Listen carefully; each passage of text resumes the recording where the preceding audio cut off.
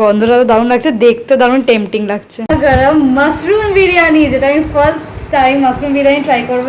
Hello guys, welcome to my mom's channel মায়ের রান্নাঘর। আর আজকে আমার মা এখানে বানাতে চলেছে মাশরুম বিরিয়ানি।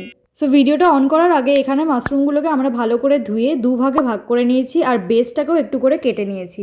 এখন এখানে পেঁয়াজের বেরেস্তা আছে, রসুন আছে আর আদা আর লঙ্কা আছে, যেটাকে এখন মিক্সার গ্রাইন্ডারে গ্রাইন্ড করে নেবো ভালো করে।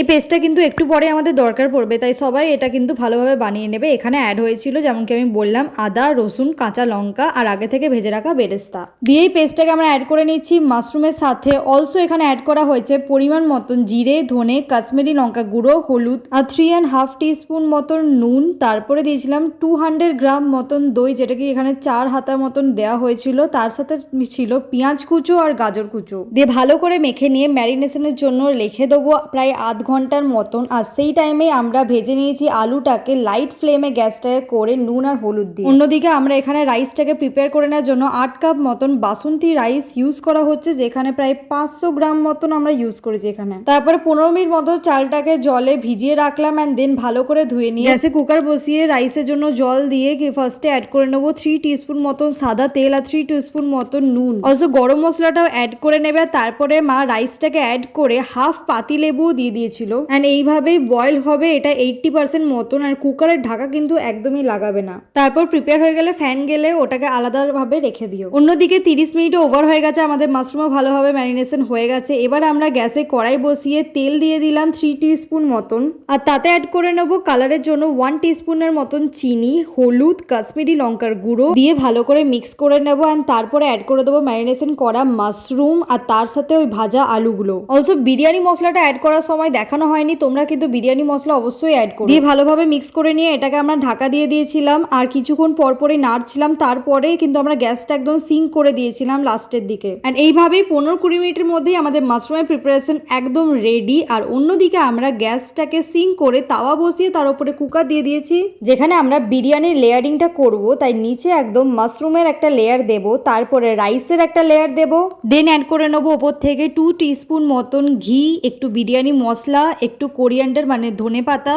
আর আগে থেকে ভেজে রাখা বেরেস্তা। আর এরপরে এই সেম স্টেপটাই আবারও রিপিট হবে, মানে আবারও মাশরুম দেবো, আবার রাইসের একটা লেয়ার দেবো অ্যান্ড ওপর থেকে ঘি, কোরিয়ান্ডার, বেরেস্তা আর বিরিয়ানি মশলা দিয়ে আমরা কুকারের ঢাকার সিটি আর গার্ডার খুলে ওটাকে লাগিয়ে রেখে দেবো। আর 15 মিনিট মতো এরকমই দম দিয়ে রেখে দেবো। তারপরে রেডি হয়ে যাবে আমাদের মাশরুম বিরিয়ানি। তবে বিরিয়ানির সাথে কিন্তু রায়তা না হলে চলে না, তাই যতক্ষণ 15 মিনিটের দম দেওয়া হচ্ছে ততক্ষণ চলো আমরা রায়তাটা বানিয়ে নিই। সেটার জন্য আমরা একটা বলে নিয়ে নিয়েছি দই, চিনি, চাট মশলা আর কিছু আগে থেকে চপ করে রাখা স্যালাড, যার মধ্যে ছিল চপড কিউকাম্বার, টমেটো, অনিয়ন আর একটুখানি কিন্তু সাদা নুনও দেওয়া হয়েছিল। লাস্টে একটু ধনেপাতা দিয়ে গার্নিশ করে ভালোভাবে মিক্স করে সাইডে রেখে দিলাম। আর বিরিয়ানিটাও চলে এসছে এতক্ষণে। তো বিরিয়ানির কুকারটা খোলার সাথে সাথেই দারুণ একটা অ্যারোমেটিক স্মেল বেরোচ্ছে।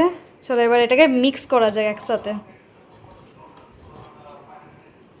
তলা থেকে নিয়ে মিক্সটা করবে যাতে সব ফ্লেভারগুলো ইনফিউজড হয়ে যায়।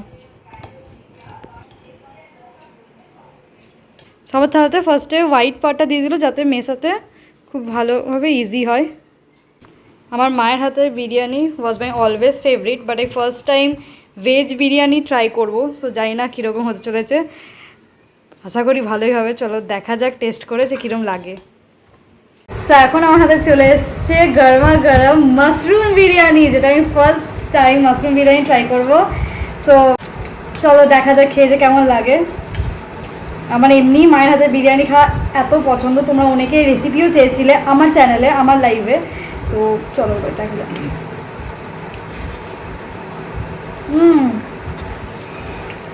The best. তার সাথে একটু পেঁয়াজ অ্যান্ড রায়তাটা ভুলে চলে একদমই না। চলো দেখা যাক রায়তাটা করে।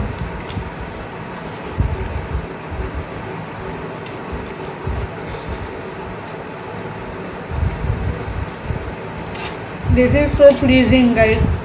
তোমরাও কিন্তু একবার ট্রাই করো মাশরুম বিরিয়ানি, ভেজিটেরিয়ান হও ইয়া নন ভেজিটেরিয়ান বোথ, একবার মাশরুম বিরিয়ানি ট্রাই করে জানিও যে এটা তোমাদের কেমন লাগছে। দেখা হচ্ছে আবার অন্য কোনো রান্নার সাথে। আর নেক্সট দেখতে সেটাও কমেন্টে তোমরা জানাতে পারো। এখন যদি চ্যানেলটাতে সাবস্ক্রাইব না করলে অবশ্যই সাবস্ক্রাইব করো। আজকের জন্য বাই বাই।